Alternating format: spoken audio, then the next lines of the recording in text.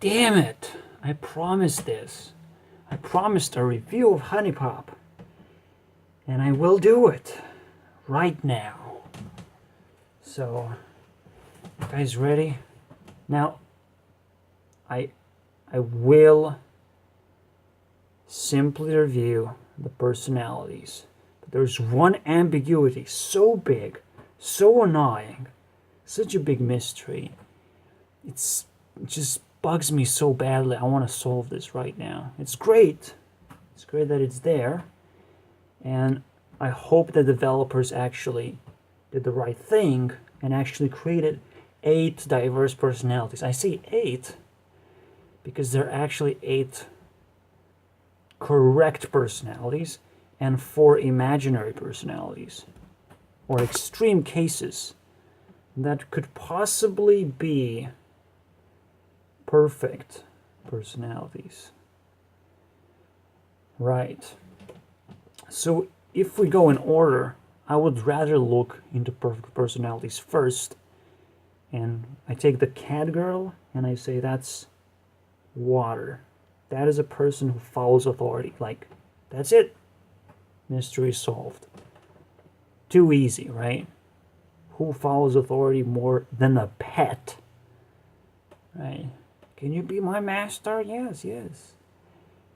The next girl is not so easy to solve, but she comes up to you first. Like, who would come up to you first if not a creeper? Not an authority figure, not some kind of alien from out of the universe, but the creeper. A creeper who would want to teach you a lesson just like I would. I'm a fucking creeper. I gotta admit to that. I have that personality, and whenever I'll become perfect, I will still be a creeper. Perfect. And by perfect, I mean perfect ego. Whenever I have that. And she seems fun, playful, and a little bit kinky by reading those dirty magazines that she likes. Like, yeah, that is cool, man. That is cool. The way she does things, I approve 100%. That's a very similar personality. Not necessarily, like, why would I even say that? It's not me, obviously. I'm not even a fucking woman. Fucking know that. Okay, so the next 2 are not so obvious, but actually they are, because you pick up the wind personality first. You say, well, this lady has authority. Absolutely. She's the boss of the fairies, right? She's the boss of having love in the first place. It's like base juice, you know? Oh. Zeus. Okay, not juice. Let's make that distinction for some reason.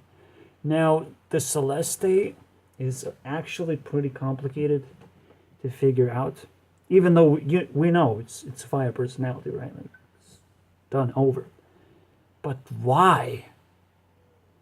Fire personality is supposed to be on fire all the time, right? But just like an earth personality shouldn't actually be creepy or like quiet or shy, and she proves to be, right? Once you have perfect ego, you can do anything you want, and earth personality doesn't want to creep around all the time or be shy all the time. No, they don't. So the same goes for the fire personality. Once the fire personality exists in the first place, like a fire personality has a lot of experience, right? So she can actually be quiet and just happy, right? And approach people with just enormous amount of like power. Not necessarily intimidating, but actually very attractive instead. So that's that. Really cool. Now, a very easy way to decode the girls next, what personalities girls have, is by decombining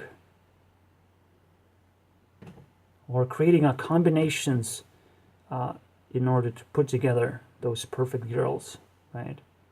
Because eventually those girls, those two girls that have the same personality, and all of them have, there are 8 of them, and there are 4 personalities, right? So they're gonna have, 2 of them are gonna have the same path leading towards one of those perfect personalities. So all I need to figure out is how to combine them together. And I already have clues of what personalities are in the first place. If we take these 2 girls, can you guess? I actually forgot her name, which sucks so bad. Sucks to me, man. Sorry, Shy Girl. Now, where would you put Shy Girl at? I already talked about what Earth personalities are, right? So immediately it's pretty obvious that this observant, just like the fairy is observant at the very start of the game, or when she introduces that, she knows pretty much all the basics, right, of all the girls' personalities. She's like, oh, I'm so observant myself. And she does feel like she has actual authority in those matters, that she didn't just read a book about it, right? She actually experienced things. Like, this is kind of weird, right? That she creeped around to the point where she did develop self-confidence. Now and then you have Audrey, seemingly the complete opposite of Shy Girl, but like not at all. You learn in the end of the game, she has not had a relationship that, ended up intimately. I will go around as much as I have to not say the 3-letter word, but like, she does seem on fire. She does seem like Sakura, but she's also innocent, just like Sakura. Like, there's nothing easier than that. But that blows my mind. It blew my mind whenever I figure out Sakura is not a fire personality. Not at all. She's an earth personality. Deep down, she is insecure and shy as well. But she chose to not be that way. She chose to try and transcend that as much as possible, and it just doesn't work necessarily. But it works for as long as you want it to work, obviously. It creates a personality. So those 2 alternative personalities, they converge, and they nicely converge, right? You would create purple hair, and, well, you have pink hair. It's just light purple, right? You have this kind of observant look on her face, and also like a cocky look on her face as well. Like, I'm totally better than you. That's right, she is, right? Let's see how you learn all the things that I've learned, asshole. Let's see that. Huh, green, huh? It's the only eye color that's missing. Okay. And she dresses up flashy as well, as a fairy should. And, I don't know. It's just such a nice combination right there. It's the nicest combination that we're gonna get. The next nice combination, but not as nice, comes from these 2 girls, right?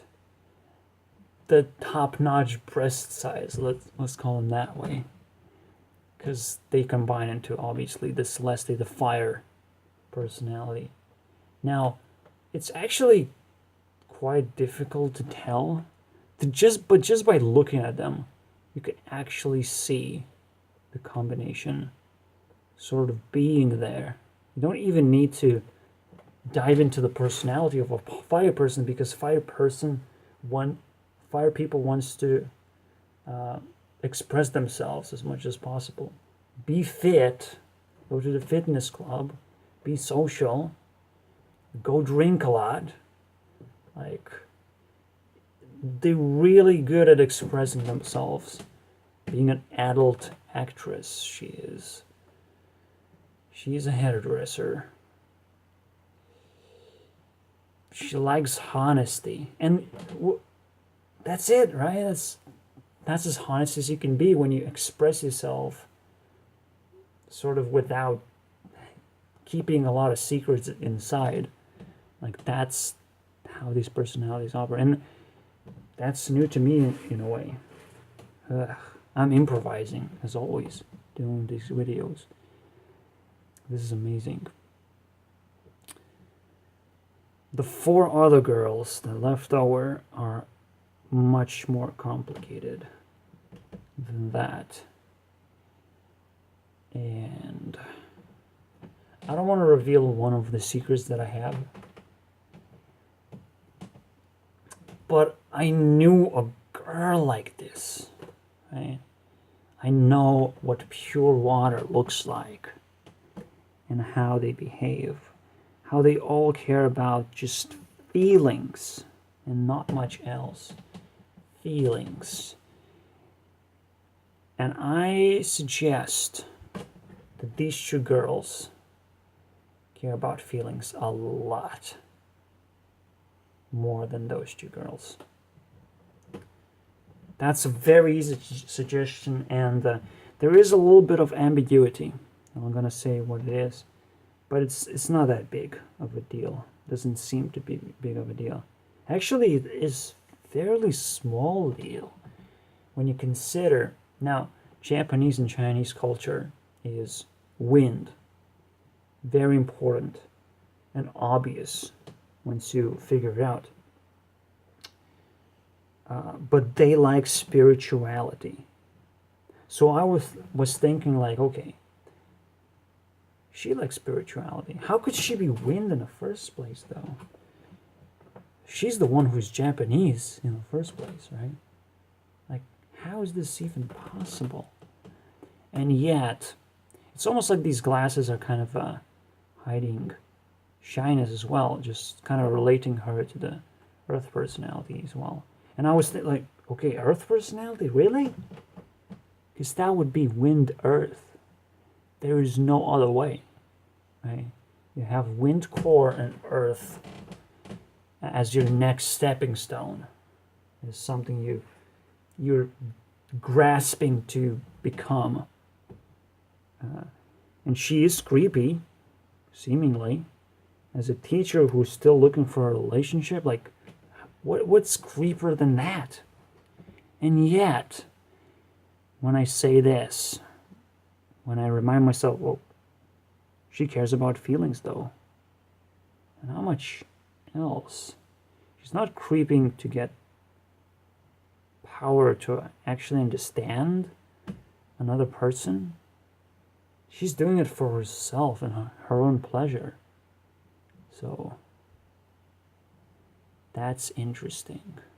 And so both of them relate to the pet. Like, she is an authority figure. She is a fucking teacher.